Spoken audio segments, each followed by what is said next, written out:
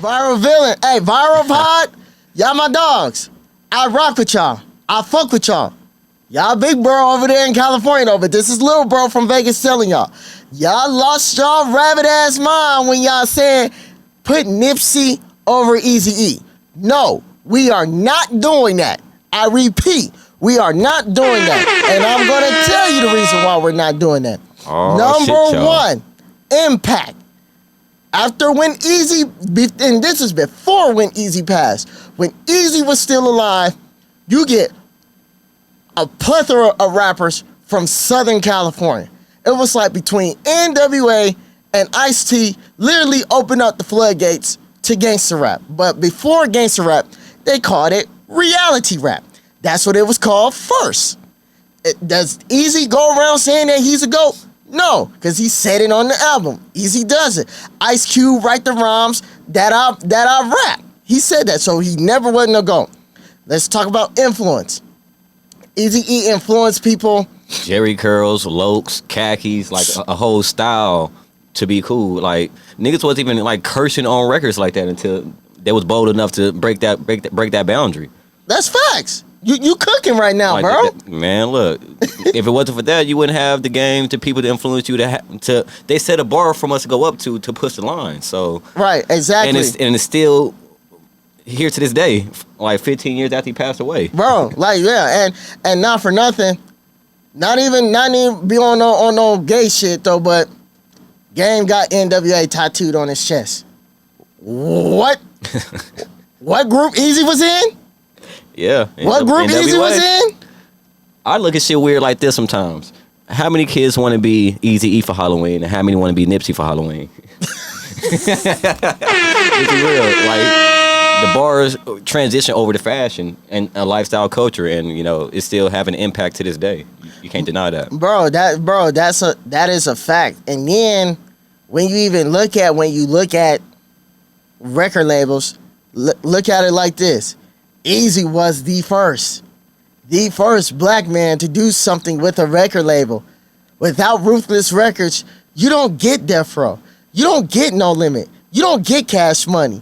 You don't get a lot of these prominent labels. Yes, Def Jam definitely did their thing. We're not gonna knock Def Jam because yeah, they was one of the forefathers though.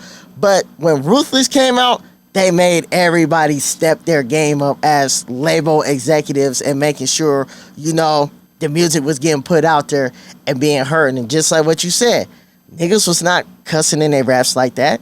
So when NWA and like what we said, we credit Ice-T to that, everybody wanted to start using profanity in their raps. Mm-hmm. Like for real. Because I mean, NWA, they broke that barrier. And don't even get me started on Eazy Does It, that first album that, like, you know, that was Help. Boys in the Hood. Boys in the Hood is a fucking cult classic.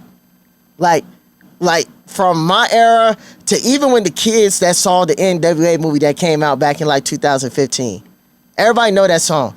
Woke up quick at about noon, just thought that I had to be in Compton soon. I gotta get drunk before the day begins, before my mother start bitching about my friend. What are we talking about? What are we talking about? Boys in the Hood is a fucking cult classic. Like, for real. And going back to, like, what you said. Nip is there, but...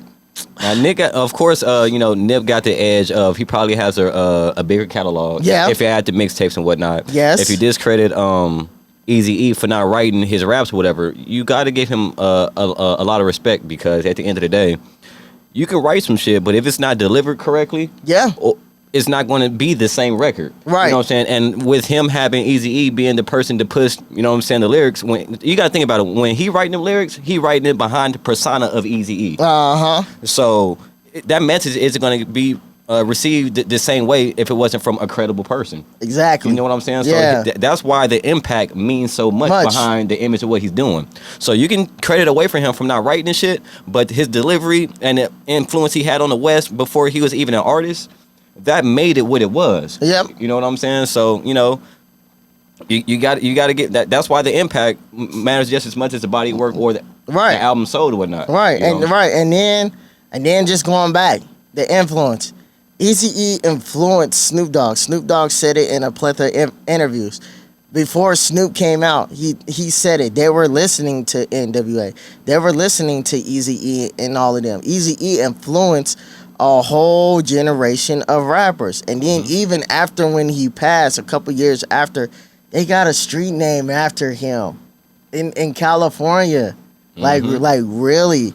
So like I like y'all, I get the sentiment, like why y'all pick Nipsey. I understand it though, but when we're looking at the totality of thing, and I'm just saying this, bro, these are facts, bro. Like real stone cold facts. Like Eazy, I'm putting Eazy over Nip. That's just what it is. Now as far